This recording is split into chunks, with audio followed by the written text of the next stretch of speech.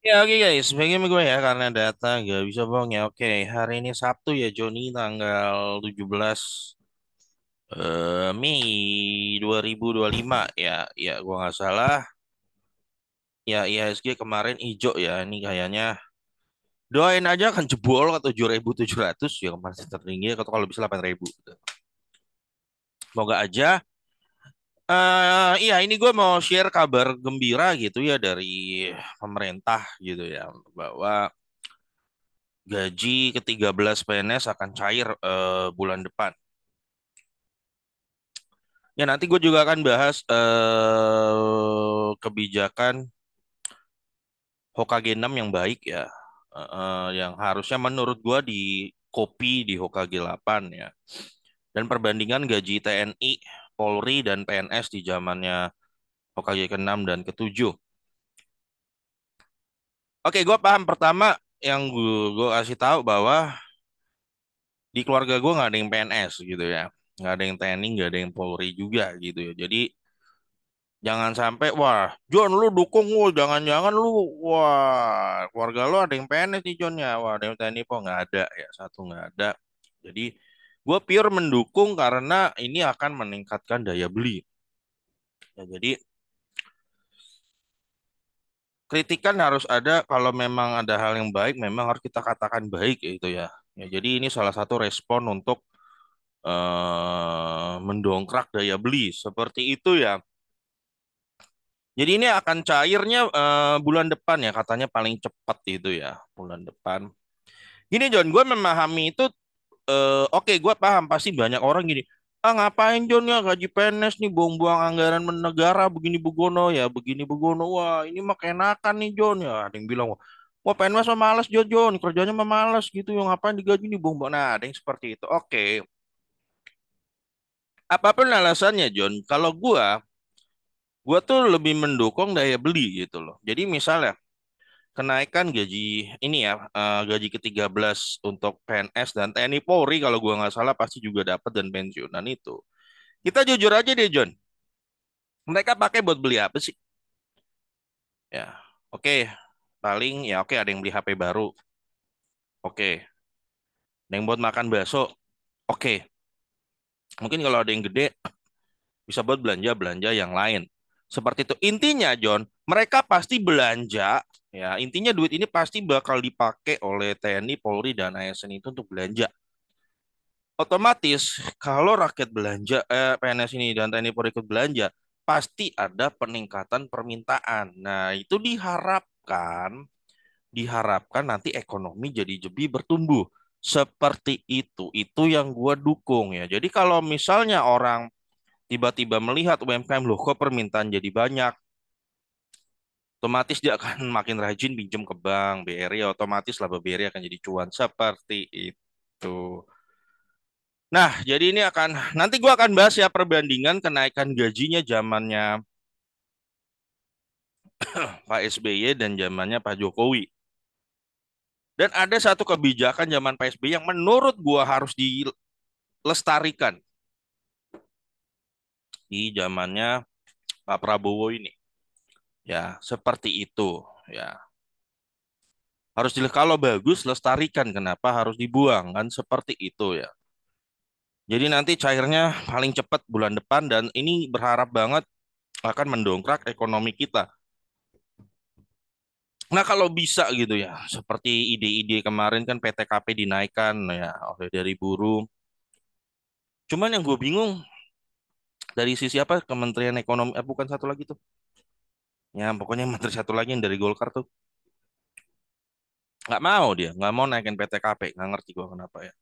Ya nanti cairnya akan begini ya John ya, golongan-golongannya dan diharapkan mendongkrak daya beli ya. Oke, gue mau ngadain ini ya gaji PNS TNI Polri di zamannya Hokage ke-6 versus Hokage ke-7. Ya. Menurut gua kebijakan ini tetap harus ada kalau memang ya kita mau mengejar pertumbuhan ekonomi 8%. Dulu Hokage 6 melakukan ini dia tembus sampai 6,4 bahkan pernah hampir 7 sih ya.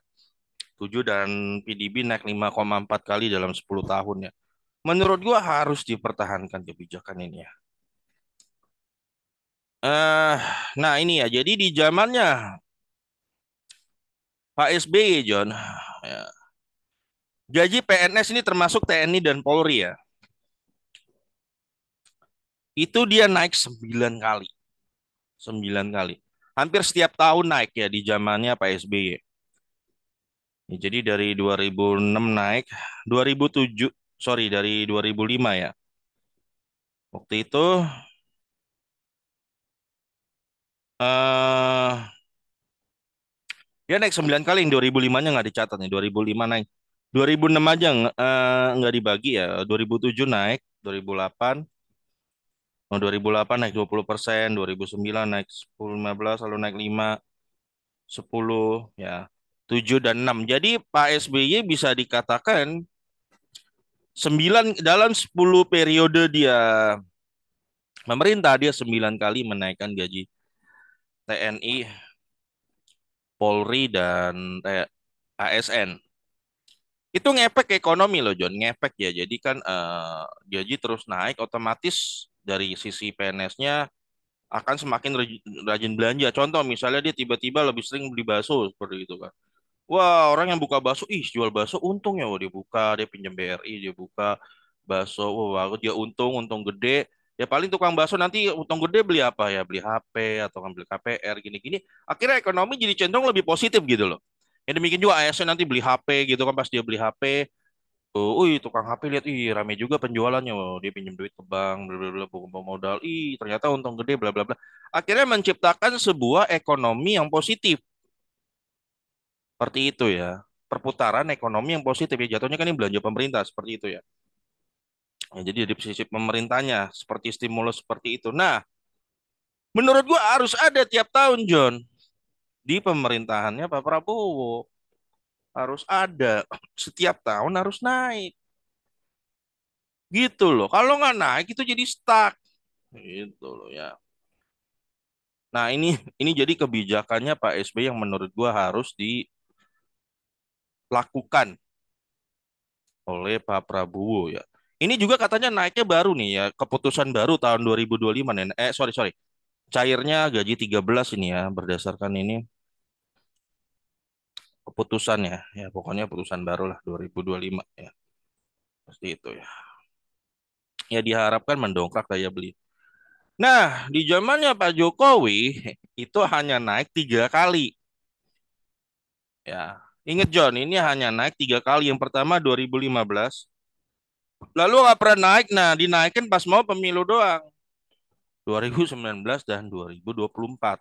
Nah, secara jujur, gue harus katakan ya, kalau ini mau salah satu faktor yang membuat daya beli lebih lemah di zaman Pak Jokowi itu lebih lemah. Termasuk ini salah satu faktornya ya. Ya apapun alasannya, alasannya mau penghematan anggaran, kayak efisiensi anggaran, kayak apapun, atau lebih biar lebih tepat sasaran. Dulu di zamannya Pak SBY nggak ada tuh kayak begitu-begitu. Ya, di zamannya Pak SBY nggak ada tuh. Begitu baru di zamannya Pak Jokowi mulai ada begitu-begitu. Wah ini nggak tepat sasaran, nggak begini. Wah ini harus dipotong, subsidi lo dipotong nggak tepat sasaran gitu loh. UKT lo dipotong nih nggak tepat sasaran. Ini baru ada nih. Jadi lo jangan, gue takutnya John nanti ya muncul generasi baru di bawah kita ini yang percaya. Jadi jadi hal normal gitu loh. Padahal dulu nggak ada seperti itu loh. Nah kalau ditanya lebih bagus mana buat daya beli? Of course, gue akan bilang secara jujur ya, bukan karena gue punya tendensi pribadi, bukannya. Ya, kebijakan zamannya Pak SBY dengan naikkan gaji PNS TNI Polri setiap tahun itu adalah kebijakan yang bagus mendongkrak daya beli. Ya, itu yang bikin ya ekonominya Pak SBY pertumbuhannya tembus sampai 6,4 rata-rata per tahun. Ya, dan PDB naik 5,4 kali hanya dalam 10 tahun. Sedangkan di zaman Pak Jokowi karena dia memotong itu semua, ya memotong, ya otomatis pertumbuhan PDB naik 2 kali aja nggak ada dalam 10 tahun. Hanya sekitar kalau nggak salah 50-60% doang. Cuma 1,5 kali ya. 2 kali aja nggak ada. Sedangkan PSBY naik 5,4 kali. Nah gue berharap ya, gue berharap ini kebijakannya PSBY ini terus diadopsi oleh pemerintahan yang sekarang seperti itu. Kalau duitnya dari mana? Buset dah Joni, Joni. Kita itu ya, contoh dari batu bara aja, pajak sama tarif itu aja 150 triliun gitu. Itu duitnya ada. Cuman selama ini John, rakyat itu nggak ini oke, ini bedanya John ya. Di zaman PSBY ini gue kasih tahu, rasio subsidi terhadap APBN itu 25%. Ini gue kasih tahu nih. Di zaman Pak Jokowi hanya 9%. Diturunin, jadi subsidi subsidi lu dicabut di sini. Nah, termasuk masih di sekarang ya, gue perhatikan masih arahnya seperti itu. Jadi gini John, kalau di zaman Pak SBY, dipastikan dulu subsidi buat rakyat udah aman. Cara nganggarinnya ya, kalau gue perhatikan nih. Oh misalnya, subsidi BBM udah oke, oke. Ya. Terus subsidi yang lain-lain semua udah aman, sekitar 25% ya, termasuk bantuan langsung tunai udah aman. Nganggarin buat rakyat dulu, baru nganggarin yang lain. Kalau di sini gue perhatikan beda. Nganggarin yang lain-lain dulu, rakyat belakangan. Belakangan. Nah, ketika duitnya udah minus, yang lain-lainnya itu ya, kan udah minus nih. Akhirnya karena udah minus, dia cari opsi pajaknya dinaikin atau subsidi lu dicabut. Nah, ini beda, John. Beda banget. Beda. Kalau di sini diutamain dulu, rakyatnya udah aman, baru yang lain-lain. Kalau ini enggak yang lain-lain dulu, rakyat belakangan. Kalau minus, rakyat yang harus bayar. Seperti itu loh ya. Lu tau nggak UKT itu di kampus itu pada naik ya, termasuk pangkal. Uang pangkal. Bentar, bentar, bentar, bentar. Ya, uang pangkal UI naik sampai ratusan juta. Ya, puluhan sampai ratusan juta ya. 120. Nah, terus baru berapa bulan lalu UKT berita pada naik kan. Itu dari mana John sumbernya ya? Dari mana? Dari minusnya anggaran gitu loh. Jadi anggaran pendidikan dicabut, otomatis subsidi-subsidi yang ke sini efisiensi anggaran ya. Efisiensi anggaran otomatis kampus-kampus nggak dapat dana lagi, otomatis apa yang dilakukan kampus? Apa? Ya dia pasti naikkan UKT, termasuk uang pangkal dinaikin. Kalau nggak, itu kampus bisa bubar. Yang ngegaji siapa? Nah, menurut lo tindakan seperti itu bisa dibenarkan nggak sih? Kalau menurut gue sih nggak bisa dibenarkan ya. Nah, otomatis kampus pasti dia mendahulukan ya orang-orang yang punya duit supaya ya nggak salah, memang tidak salah. Ya rektor-rektornya juga pasti akan mendahulukan orang yang punya duit. Siapa yang berani bayar 120 juta di UI dia yang duluin. Jadi lo yang miskin-miskin ya, mungkin lo pinter gitu ya, John. Kita yang miskin-miskin, meskipun lo pinter nggak bakal dapet kesempatan. Nggak salah ya, itu semua gara-gara dicabut anggaran lo. Nah ini yang menurut gue situasi yang nggak bener menurut gue. Ya, harusnya mulai kita balik lagi seperti itu. Utamakan anggaran rakyat dulu. Subsidi pendidikan udah oke, udah aman. Subsidi BBM udah oke, aman. Subsidi gas udah aman. Subsidi listrik udah aman. Barulah nganggarin yang lain gitu. Kalau rakyatnya udah aman. Jangan dibalik yang lain-lain dulu. Giliran udah minus, rakyatnya disuruh bayar. Lu disuruh bayar kampus lu, biaya kuliah anak lu jadi lebih gede gitu kan. Lu BBM jadi lebih mahal, semua jadi lebih mahal. Lah, itulah. Jadi negara buat apa ada? Nah, seperti itu menurut gua. Ya. Semoga kebijakannya Pak SBY ini dilanjutkan di pemerintahan yang sekarang untuk mendongkrak daya beli. Ya, tapi kalau misalnya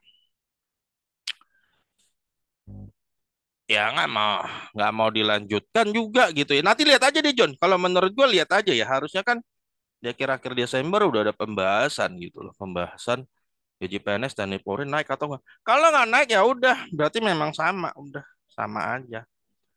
Ikut OKG 7 punya cara ya silakan. Kalau kalau menurut gue ya, kalau masih terus caranya begitu itu kan kita udah pertumbuhan cuma 4,87 kan, cenderung bakal lebih jatuh lagi. Itu kemarin PTKP John, itu kan udah pada usul nih para pengusaha dinaikkan gitu kan, tapi tanggapannya itu tuh Ya respon dari ya pemerintah itu eh negatif maksud gue, bukan negatif lah, tidak menyambut positif. Ya, mana nih pemerintah? Ya sebenarnya ada sih yang ngasih judul ya, tapi sebenarnya ini nih, ya begini respon, ya gue nggak mau nyebut lah ya. PTKP itu ya, John terakhir itu kan diupdate 2016 gitu. Sangat menurut gue tuh udah sangat nggak relevan lagi di 2025 lo masih pakai PTKP kalau nggak salah 54 juta ya atau 50 juta gitu. Jadi menurut gue itu usulan yang positif ya. Jadi Perekonomian memberikan tanggapan ya, adanya usulan kenaikan penghasilan tidak kena pajak ya. Yang menyampaikan pemerintah tidak berencana mengubah kebijakan mengenai PTKP ya, ambang batas nggak kena pajak itu senilai 54 juta per tahun ya. Jadi nggak ada ide ke sana, padahal harusnya mah udah bersiap-siap seperti itu gitu loh. Ini kan terakhir di update 2016, Jun. Masa udah tahun 2025 lo masih pakai ambang batas yang sama 54? Nggak make sense ya. Minimal sih kalau hitungan gue inflasi 2% tuh minimal tuh sekarang 74 gitu loh ya. 74 juta. Tapi memang paling bagus tuh 100 atau juta ke atas PTKP gitu loh. Ya ke PTKP nggak masuk duit ke negara kan dia muter di ini dompet rakyat jadi tebel gitu. Dia jadi belanja. Daya beli jadi gua rasa gue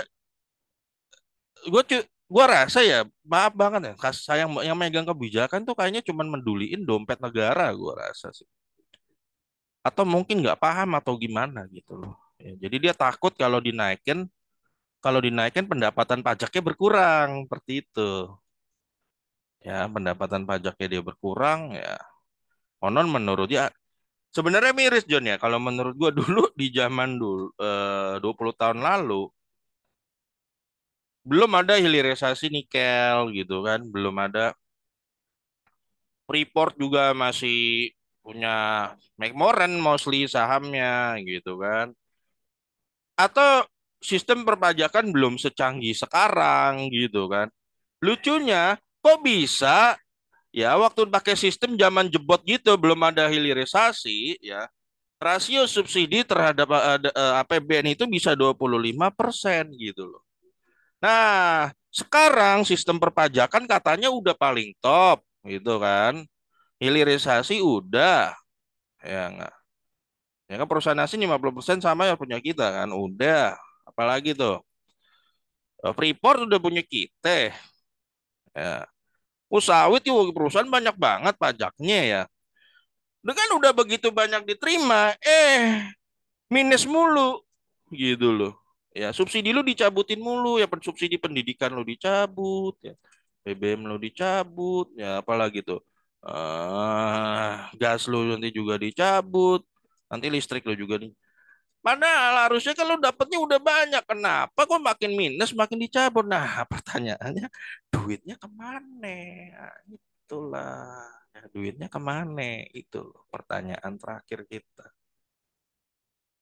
Ya, masa sih gitu loh, jadi menteri nggak berpikir sampai sana gitu loh. Itu pertanyaannya. Ya, PTKP ini kan udah tadi tahun 2016 loh. Coba ini kalau dinaikin sampai 100 tuh, orang jadi banyak duitnya lebih banyak, pasti daya beli menguat. Pertumbuhan ekonomi ya jadi jangan-jangan bisa tembus minimal 6 lah dapat 5,7 ke 6 gitu loh. Kan kalau 6 kan lo enak ya.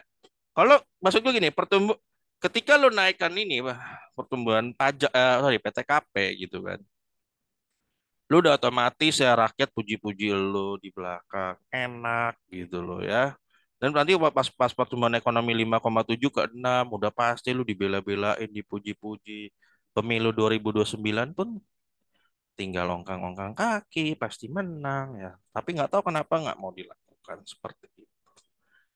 Nah, gitu aja dan gue berharap banget gaji PNS 13 ini bisa mendongkrak daya beli di bulan Juni, Juli dan seterusnya. Dan gue berharap juga setiap tahun gaji PNS itu tetap naik. Seperti itu. Itu harapan gue. Ya. Dan semoga yang lain pun subsidinya diperbanyak. Seperti itu. Oke, sambil lagi video gue berikutnya karena data nggak bisa bohong ya.